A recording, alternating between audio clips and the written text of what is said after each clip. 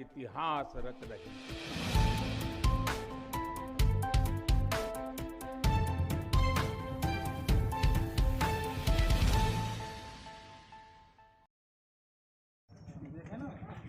नमस्कार, INB 24 की नई पेशकश चाय पर चौपाल में आपका स्वागत है। मैं हूं प्रज्ञा और इस वक्त हम एक बार फिर से हैं मऊरानीपुर विधानसभा क्षेत्र में। किसी देश, किसी जिला, किसी राज्य के अगर विकास को देखना है तो उनके गांव से होकर गुजरना चाहिए। ये वो लोग हैं, भारत की जो 70% जनसंख्या है वो गांव में निवास करती है और ये वो लोग हैं जिनके एक एक वोट से किसी की भी किस्मत बदल सकती है।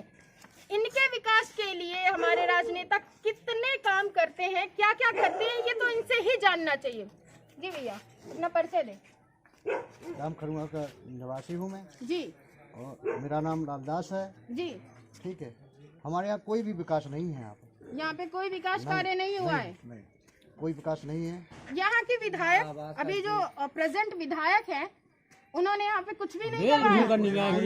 यहाँ दिखाई तक नहीं दिए। वोट मांगने आए थे, बस वोट मांगने आए थे वोट मांगने। अच्छा, विधायक जी वोट मांगने आए थे। हाँ, इसके बाद दर्शन नहीं हुए। कभी भी दर्शन नहीं हुए। तो वोट मांगने का उनका क्या रीजन था, मतलब क्या कह के वोट मांगे थे? ने वोट मांगे उनके ऐसा ही हुआ। कार्यकर्ता आए, तो कुछ तो बोले होंगे ना कि ये कराएंगे वो कराएंगे, कुछ नहीं करवाए। कराए। अच्छा, इस गांव में देख रहे हैं अधिकतर जो मकान है वो कच्चे वाले हैं, आवास नहीं मिला है, कुछ नहीं है। कुछ हमारे भी यहाँ नहीं कोई मिला। भी विकास, गलियाँ भी ऐसी पड़ी कि निकलने के लिए भी बहुत परेशानी है। अच्छा, गाँव में हाड़ में जी जी भैया, अपना परिचय।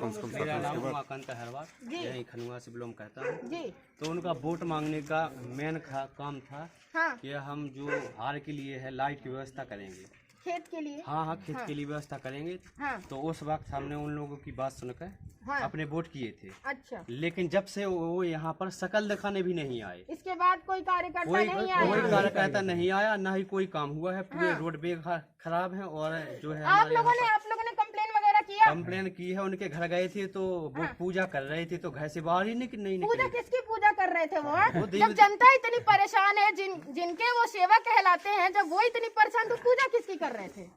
उनको जनता को केवल वोट मांगना है और उनका विकास करना नहीं है बस। अच्छा, बस वोट मांगने आए थे। तो इस बार आप लोगों ने क्या सोचा है? इस बार हम लोगों ने सोचा है हाँ। कि इस बार बहन जी की शाखा बनाएंगे, पूर्ण बहुमत की शाखा एवं जी। प्रचंड बहुमत की शाखा। हाँ, इस बार पूर्ण बहुमत की सरकार, जी। प्रचंड बहुमत की सरकार। जी जी।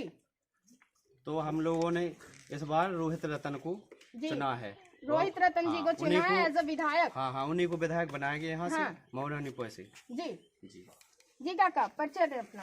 हमारा नाम खुंदीलाल अहरवार है, जी। हम यहीं के निवासी हैं। जी। और हम ये चाहते हैं कि सरकार रोहित रतन की बन जाए। हाँ। और विकास हो गांव में। हमारे यहाँ हार के लिए किसान लोग परेशान हैं। फसल के टाइम पर पैदल आने जाने का रास्ता भी नहीं है। जी।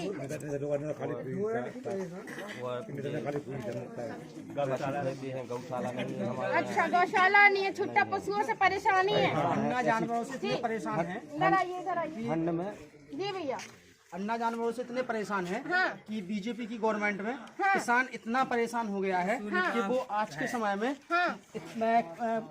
साहूकारों से पैसा उठा के अपना खर्च चला रहा है। हाँ। फसल अपनी बचा ही नहीं पा। हाँ, सूद पे पैसा उठा के। अच्छा। हाँ, और अगर जैसे विधायक जी के पास में जाएंगे, हाँ। जो अभी हमारे बिहारी लाल आली है, जी जी। तो उनके पास में मिलने के लिए कोई टाइम ही नहीं है। टाइम नहीं है, मतलब वो जनता से संपर्क के लिए बिल्कुल कोई नहीं टाइम करते, करते ही नहीं है। हाँ। और इस बार उनके पास में विधायक जी के पास में कोई लड़ने का मुद्दा ही नहीं था, हाँ। जो चारों आदमी के पास में रखे। तो इसलिए उनने पहले से ही मतलब आम आदमी से, जनता से दूरियां बना के रखी हैं।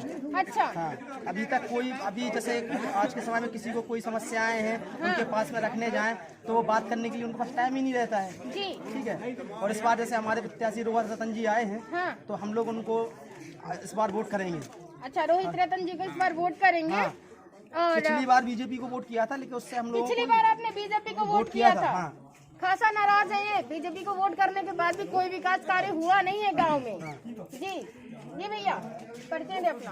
मेरा नाम अशोक कुमार है जी और मैं अपने पास के ही गांव से खंडरका से आया हूँ। जी। हाँ, तो जो बीजेपी की सरकार है वो बिल्कुल बेकार है। बीजेपी की सरकार बिल्कुल बेकार। कोई काम नहीं हुआ है इस साल। तो हम अपने अन्ना जो जानवर हैं हाँ। उनको अपने बाड़ों में से फेंक फेंक कर ही परेशान हो गए हैं। इतना अन्ना जानवर इस साल मरा है कि कुछ बता नहीं सकते हैं। जी। और जो गौ कोई माता बताया है बीजेपी वालों ने, हाँ हाँ। तो इतना बुरा हाल है हमारी माता का, समझ लीजिए कि अब जी। कुछ कहा नहीं जा सकता है। ये तो ऐसा भी तो हो रहा है कि जब गाय बूढ़ी हो जा रही है तो लोग उनको निकाल दे रहे हैं घर से।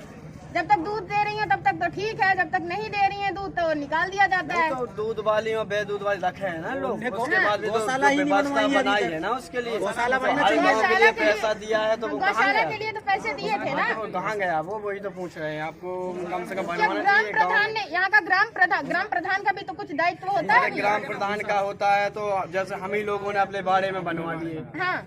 हैं, और इसके बाद वो आप ही लोग जैसे मीडिया वाले जाते हैं हाँ। तो बना लिया फोटो के लिए प्रधान की कंप्लेंट कर दी गई मर रहे हैं अन्ना जानवर। तो प्रधान क्या करे, वो अपने बचने के लिए वो कहता है वाले क्या होगा ना भूसा दे रहा है, पानी की व्यवस्था नहीं। प्रधान व्यवस्था बनवा दे तो कौन पानी पिलाएगा, कौन उनको खाने के लिए भूसा डालेगा, ये सब व्यवस्था चाहिए ना। गवर्नमेंट पे ऊपर से कुछ पैसा नहीं है, सब खा रहे हैं सब। जी जी।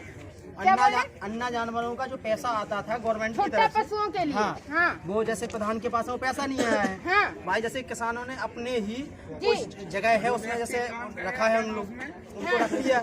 अब वहाँ पे जैसे भूसा नहीं है तो कोई पानी पिलाने के लिए नहीं है तो फिर किसानों ने उसको ठंडा करके छोड़ दिया, मन को बाहर निकाल दिया। अब वो सर्दी की वजह से मर रहे हैं। जी। मर रहे हैं, छोटा पशु ऐसे मर और रहे हैं। सीएम साहब योगी आदित्यनाथ बोलते हैं कि वो गौ माता है। जी, इनकी सेवा करनी चाहिए। वो जब उनको खुद इतना ध्यान नहीं है कि गौ माता की सेवा करनी चाहिए, वो बोलते रहते हैं लेकिन होता आखिर कुछ नहीं है। हाँ, बोलते रहते हैं, होता है कि कुछ भी नहीं है। हमारे जी यहाँ भैया। तो बहुत परेशानी है। अन्ना जानवर इतना छूटना है कि ऐसे ठंड में लोग मर रहे हैं ठंड हाँ। में। और कोई व्यवस्था ही नहीं है। प्रधान के पास आए ना तो प्रधान अपना घर मकान बेच के लगा देंगे। अच्छा जी, मतलब कि उसके लिए पैसे ही नहीं आ रहे हैं कि और गौशाला के रख रखाव के लिए। तब भी बहुत व्यवस्था करें लेकिन उसकी बस की है प्रधान। अच्छा, प्रधान ने मतलब अपने दम पे किया है, जितना उनको करना चाहिए उतना वो कर रहे हैं। जी भैया। जी। मैं ये कहना चाहता हूँ, हाँ जो मोदी जी ने लॉकडाउन लगाया है, हाँ। आम आदमी परेशान हो रहा ये है। लॉकडाउन महामारी की वजह से लगा था भैया।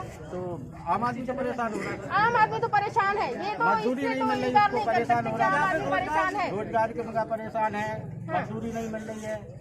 ठीक है, और पैसे तो इधर दे रहे थे ना। कहाँ पैसे दे रहे हैं यहाँ खेती के लिए अन्ना जानवर इतने रहे हैं, खेती खा जा रहे हैं, पूरी फसल खा रहे हैं अन्ना जानवर। हाँ। मजदूरी के लिए जा नहीं पा रहे तो आदमी तो परेशान है। मतलब बेरोजगारी भी है, किसान भी परेशान है। इसलिए इस बार तो मोदी सरकार को हटाना है। मोदी सरकार को ही हटा देना हाँ, है। वो भी पहले योगी भी हटेंगे और मोदी सरकार भी हटेगी। जी। दोनों भागेंगे। इन लोगों ने आम जनता को बहुत परेशान कर दिया है। तो आप यूपी में किसकी सरकार चाहते हो? यूपी में बहन कुमारी मायावती की सरकार चाहती है। अच्छा, बहन जी की सरकार यूपी में होनी चाहिए। जी। और अच्छा,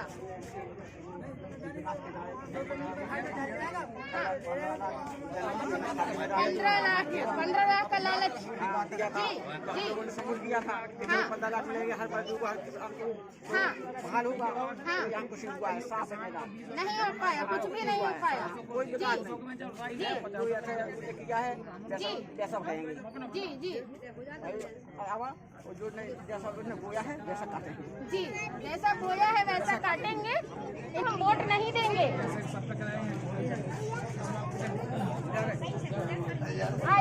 आदरणीय, मैं आपको बहुत बहुत धन्यवाद देना चाहता हूँ जो आप इस गांव आप इतने दूर से बनारस से हमारे मऊ रानीपुर विधानसभा 224 में आए और यहाँ के लोगों का हालचाल पूछा। मैं इसलिए आपके पत्रकार बंधुओं को, आपके चैनल को धन्यवाद देना चाहता हूँ। और मैं आपको अवगत कराना चाहता हूँ, बहन जी आपने 2007 में उत्तर प्रदेश में जो बहन जी हमारी बहन कुमारी मायावती जी जो सबसे बड़े प्रदेश उत्तर प्रदेश की 4 बार सफल मुख्यमंत्री रही हैं। जब 2007 में पूर्व बहुमत की सरकार बनती है तो आपने देखा होगा दलित पिछड़ों की लड़ाई आदरणीय बहन कुमारी मायावती जी ने लड़ी थी। ये जो महिलाएं खड़ी हैं, ये जो बेटियां हैं, ये भैया खड़े हैं, तो आपको पता होगा जब बहन जी आई थी और जब बहन जी थी आपने देखा होगा एक भी ऐसा कोई हमें केस बता दें, आप किसी भी चैनल पर देख लें कि आदरणीय किसी दलित के साथ गलत हुआ हो, किसी बैकवर्ड के साथ गलत हुआ हो, कहीं बलात्कार हुआ हो, तो आप मुझे उस शासन का आप हमें दिखा सकते हो। मैं आपको इस चीज की गारंटी देता हूँ। और मैं आपको ये अवगत कराना चाहता हूँ, आदरणीय बहन जी ने गांव-गांव में स्कूल बनवाए थे, आदरणीय बहन जी ने आंगनबाड़ी केंद्र बनवाए थे, आदरणीय बहन जी ने स्वास्थ्य केंद्र बनवाए थे।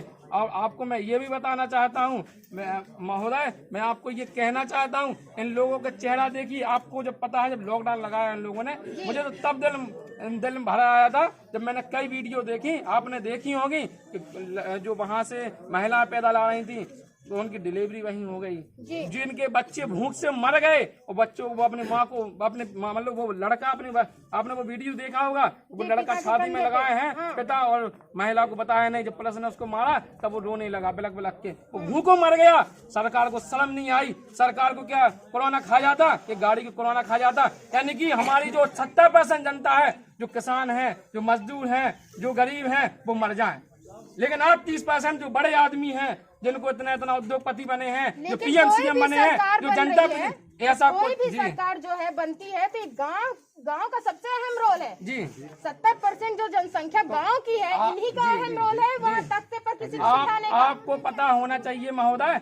आदरणीय बहन जी जब उत्तर प्रदेश में नहीं थी 25 साल पहले, तो हमारी जो महिलाएं थी उनको चप्पल हाथ में लेके चलना पड़ता था। हमारे जो भाई बुजुर्ग बैठे हैं, उनको जमीन पे खाना खाना पड़ता था। और आप ये भैया जो दहाड़ रहे हैं, तो आपने देखा होगा हमारे बाबा साहब ने हमें हक शिक्षा का सुरक्षा रोजगार यानी कि मौलिक अधिकार के लिए संविधान को रचा है। इसमें सबको एक समान का, चाहे ब्राह्मण की हो लड़की, चाहे दलित की लड़की हो, चाहे किसी भी समाज की लड़की हो, समान अधिकार देने का काम बाबा साहब ने किया था। जब हमारे बाबा साहब ने देखा कि हमें मौलिक अधिकार नहीं मिल रहे हैं, तो बाबा मानवर साहब काशीराम साहब ने इस लड़ाई की लड़ने के लिए हम लोगों को कहा कि मानवर साहब, बाबा साहब उंगली दिखा रहे हैं, शासक बनिए, आप सत्ता पे राज करिए। जब सत्ता पे राज करेंगे तभी आपकी ये दूरियां आपकी जितनी आपके साथ शोषण हो रहा है, ये तभी पूरा होगा। और उसके बाद आज हमें इस बात का कष्ट है, हमारी समाज में लोग कहते हैं कि हमने एक मानवर साहब खो दिए, एक बाबा साहब खो दिए। मैं इन लोगों से फिर कहना चाहता हूँ, आदरणीय बहन जी नहीं खो देना, नहीं तो हमारी कोई नेता नहीं है, हमारी कोई सुनने वाला नहीं है।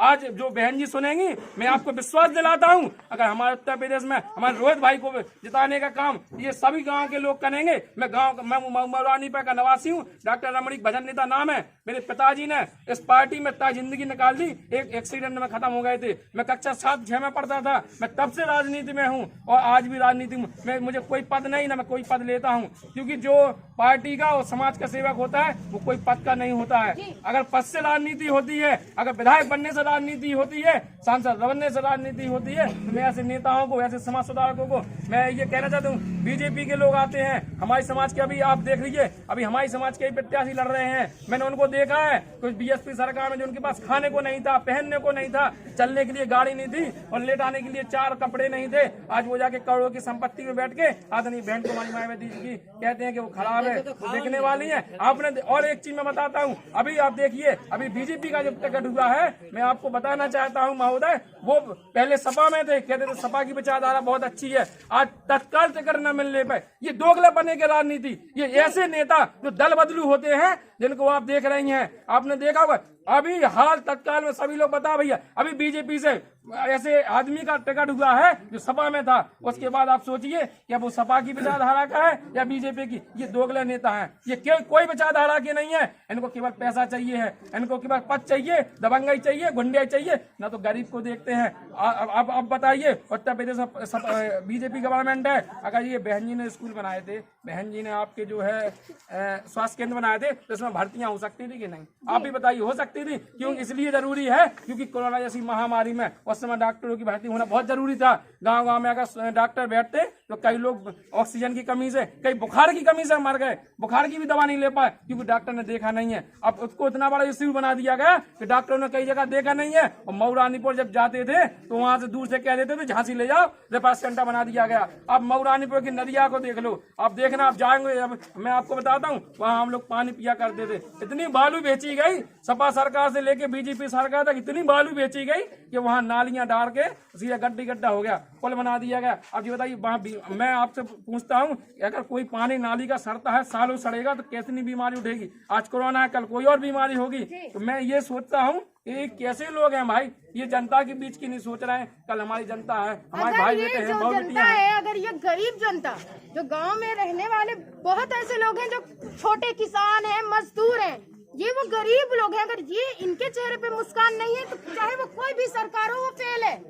आदरणीय बहन जी की सरकार, जब तक इन लोगों के चेहरे पे मुस्कान नहीं, इनको व्यापार कब मिलेगा, इनको रोजगार कब मिलेगा? मुझे ये बताइए, अभी अपन लोग आए, ये इतने लोग बैठे हैं कि सभी थोड़ी खेती करते हैं, कर तो बाप दादा भी रहे, अभी लड़के पड़े हैं, आप भर्तियां नहीं कर रहे हैं, आप कोई ऐसी फैक्ट्री नहीं लगा रहे बुंदेलखंड में कोई ऐसी फैक्ट्री नहीं लगा रहे, कोई ऐसा कपड़ा का उद्योग डालो, किसी चीज का भी उद्योग डाल दीजिए कि लोग हमारे दिल्ली मुंबई ना जाए, लेकिन आदरणीय कोई डालना नहीं चाहता है, बस पैसा कमा के स्विस बैंक में जमा। उन्होंने कहा था 15 लाख खाते में आएंगे, क्या भाई आए? उन्होंने कहा था 100 स्मार्ट सिटी बनाएंगे, क्या बनी? आदरणीय मोदी जी कहा करते थे सौगंध मुझे इस मिट्टी की, उन्होंने ये कहा था सौगंध मुझे, नहीं उन्होंने कहा था सौगंध मुझे इस मिट्टी की, मैं देश नहीं बिकने दूंगा। आप देख रही होंगी एयरपोर्ट बेच दिया, रेलवे बेच दिया, आप ये बताइए BSNL बेच दिया, यानी कि इन्होंने लाल किला बेच दिया जहां हमारी आजादी की लड़ाई हुई थी, इन्होंने उसको भेज दिया जहां तिरंगा झंडा लहरता है। ये कैसे लोग हैं? ये कब तक बेचेंगे? और ये हम आपको विश्वास दिलाते हैं, अगर इस बार ये बनते हैं, मैं चैलेंज से कहता हूं, आज मेरी दुकान और आपका व्यापार और आपकी जमीन जायदाद, इस देश को गुलाम बनाने की नीति बनाई जा रही है। निजीकरण उसी को कहते हैं जिसको गुलाम बनाने की नीति कहते हैं, क्योंकि इनको संविधान मिटाने के लिए इनको पता है कि हमारे 27% जो हम लोग लड़ाई लड़ रहे हैं और जो हमारे 52% जो हमारे बैकवर्ड समाज के हैं जो लड़ाई लड़ रहे हैं, उनको पता है कि हम जीत नहीं सकते हैं। तो उन्होंने एक मनुवादी सोच की रखी है कि हम निजीकरण कर दें और संविधान को धीरे धीरे बदल ले, यानी कि इस घर में अगर दो बैकवर्ड के होंगे, 2 SC के, ST के और 4 सामान्य के, तो उन्होंने कहा इसको बेच दो भाई, हम तो मन के रखेंगे। वही काम हो रहा है आज। आप सोचिए भाई लोग ये कहाँ जाएंगे? और इनका MP में, मध्य प्रदेश में आपने देखा होगा बैकवर्ड समाज के पंचायत चुनाव में आरक्षण हटा दिया गया यार भाई, वो 52% है, आपने उनको आरक्षण यही से शुरू कर दिया छीनने को। मैं बैकवर्ड समाज से भी निवेदन करना चाहता हूँ, आदरणीय ऐसी सरकार को गिराने का काम करें। आप 52% है, आप जहाँ वोट डालेंगे मुख्यमंत्री आपका ही बनेगा, और आप उत्तर प्रदेश की नहीं, आप पूरे भारत के सबसे बड़े उसमें आते हैं, और 52% बहुत होता है। आपको गुमराह करने का काम कर रहे हैं ये लोग। ये कहते हैं, आप बताइए केशव प्रसाद मौर्य जी को मुख्यमंत्री का चेहरा बनाया गया था पिछली बार, तो उसको मुख्यमंत्री क्यों नहीं बनाया गया? ये दोहरी राजनीति है, और कहीं उसको सम्मान भी नहीं दिया गया। आप बताइए कहाँ सम्मान है उनका? आप कई वीडियो वायरल हुई है, उन्होंने स्टूल निकाल दिया, कई उनके हाथ ढकेल दिए। जी उप मुख्यमंत्री है, उप मुख्यमंत्री है, पावर क्या है उनका? बोलते कहाँ है? कुछ कर पाते क्या? कठपुतली है वहाँ पे, कठपुतली जैसे नाचते हैं ना लोग। आदरणीय, मैं तो यही सोचना चाहता हूँ कि ऐसे मैं मानता हूँ पद को त्याग कर देना चाहिए जब हमारे समाज का जब भला ना हो, चाहे वो कुशवाहा समाज से हो, चाहे अहरवाह समाज से हो, अथवा किसी भी समाज से कोई भी नेता हो, अगर उसमें समाज का भला ना हो। आपने देखा होगा स्वामी प्रसाद मौर्य जी को पूरे 5 साल मलाई खाई, पूरी 5 साल मलाई खाई। बोले भाई बीजेपी खराब है। अबे भैया, जब 700 किसान मर गए तब तुझे नहीं लगा कि बीजेपी खराब है? और जब नहीं लगा, जब मध्य प्रदेश में तेरा मतलब आरक्षण छुड़ाया गया पंचायत चुनाव में, जब नहीं लगा उसको कि आरक्षण खराब है? अरे ये दोहरी राजनीति, लड़की बीजेपी में है, बाप अपना उसमें आ गए। मुलायम सिंह के देखिए बहू उसमें है बीजेपी में, और मुलायम सिंह भैया यहाँ सरकार उत्तर प्रदेश में। ये आप लोगों को मैं बताना चाहता हूँ, बीजेपी और सपा गठबंधन वाली सरकार बनाने वाले हैं। ये अपन लोगों को जो कहते हैं कि बहन जी नहीं बोलती हैं, आप लोगों ने साफ साफ चेहरा देख लिया होगा, आपने देखा, पत्रकार बंधु आपने कई जगह देखे हैं। ये दोहरी राजनीति चल रही है, ये मिलजुल के और सरकार उत्तर प्रदेश की भोली वाली जनता को ठगने का काम कर रहे हैं।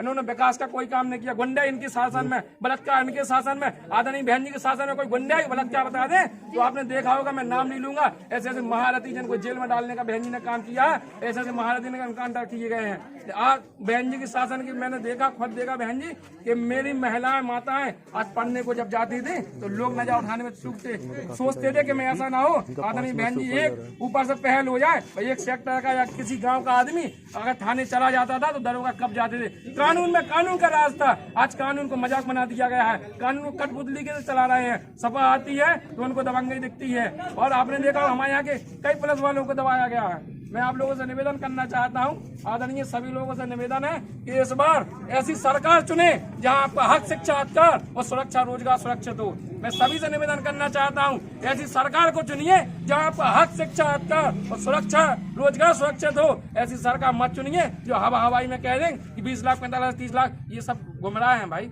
बेचने का काम मत करिए। नेता बिकेगा, मैं बोलता हूँ, हमारे जो नेता होते हैं वे बिकते हैं, ये लोग रहते हैं हमारे साथ और चलते हैं दूसरे के साथ। मैं कहता हूँ आप लोगों से, आपसे निवेदन है, ये गुमराह करने का काम करेंगे। नेता बिकेंगे लेकिन इस बार वोटर नहीं बिकना चाहिए। मैं सभी लोगों से निवेदन करना चाहता हूँ, मैंने त्याग किया है, मेरे माता पिता दोनों खत्म हो गए बहन जी। मैं कच्चा शहर से यही अभी तक मैं राजनीति में हूँ। मेरे घर बहन जी आई है 95 में, मेरे घर मानवर साहब घर आए हैं। हम लोगों ने नगर पालिका चुनाव समय लड़ा था 95 में और हम लोग ज्यादा वोटों से नहीं हारे थे, वो सामान सीट थी, लेकिन उस समय उतना नहीं था। लेकिन हम लोग संघर्ष कर रहे हैं, सन 84 से हम लोग लगे हैं मानवा साहब के साथ, हमारे पिताजी, और नौकरी करते थे बामसेब में, और बामसेब अध्यक्ष रहे। तो मैं ये बताना चाहता हूँ इन लोगों से कि आप सोचिए, आप लोगों ने क्या, मैंने तो कितना खो दिया, मैं का चाह था खोने के बाद, आप सोचिए मैंने क्या नहीं खोया।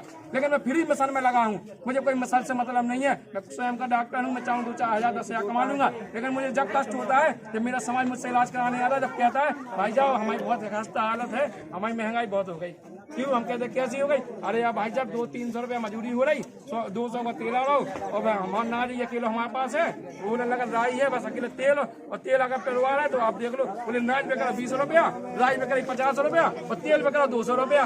और हमें एक आवाज समझ में आज तक नहीं आई, पतंजलि का जो सामान बिकता है वो महंगा बिकता है।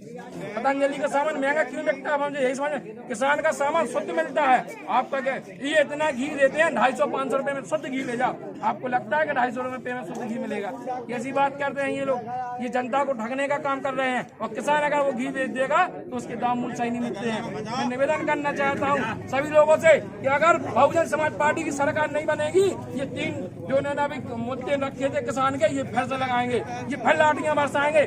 मैं सीटेट पे, और ये बच्चों का जब पेपर होता है, मैं तो ये देखता हूँ जब बच्चों का पेपर होता है तो ये लोग क्या करते हैं, इन लोगों को शर्म नहीं लगती, पेपर लीक हो जाते हैं। 21 लाख लोगों ने पेपर दिए, कितना पैसा खा चुके बहन जी। और उसके बाद आपने देखा होगा उन लोगों को ये भी शर्म नहीं लगी, अभी भी मैं सीट वो टेट का देने गया, उसके पहले भी लीक हो गए थे। और इस समय जब पता है आपको कि कोरोना महामारी है, अभी कराना जरूरी था क्या पेपर? 21 लाख पेपर दिए गए इसी समय। अब पहले आप बोलते हो कि अभी लॉकडाउन लगा है तो अभी करा दिए, चलिए ठीक है आपने करा दिए, लेकिन 21 लाख लोगों का कोई मारा जाता है, जिम्मेदार कौन होता है? मैं यही पूछना चाहता हूँ उन लोगों से, मैं कहना चाहता हूँ आदरणीय हमारे मुख्यमंत्री जी से, थोड़ा रहम करिए, जनता बहुत भुखमारी फैल रही है। गली सुधरो चाहिए, महीना तो हाथ ज्यादा 100 महीना होगा गड्ढे में क्या करो चाहिए। हमारा तो बनगांव काम से भरे जो भरे वे पैसा टका लेकर दे गए,